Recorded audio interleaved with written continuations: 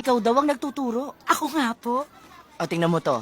Ano sa English ang uwak? Eagle? Mali ho ba? Ay, Mrs. Montesilio. Crow. Agila ang eagle. Ma'am, pare-pareho namang may pakpak yan. At saka kapag nasa ere na yan, hindi niyo na alam kung anong klaseng ibon talaga. Ito pa ho ang isa, Mrs. Montesilio. Aanhin pa ang malapalasyong bahay. Kung hindi ka naman doon nakatira. Mali po, Mrs. Montesilio. Aanhin pa ang malapalasyong bahay kung kwago ang nakatira. Ma'am, kayo yata ang mali-mali ang turo Una, bakit niyo ititira ang kwago sa palasyo? Ibon yun. Dapat sa puno nakatira. At wala kaming palasyo. Anong pakialam namin sa palasyo? Hindi naman kami titira doon. Kaya kayong mali, kami ang tama.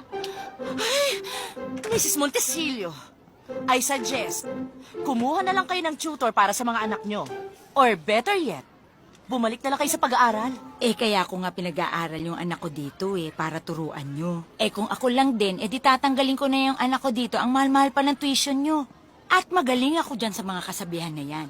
Tell me who your friends are, and I'll tell you who my friends are. Para barkada. Kamot kayo na.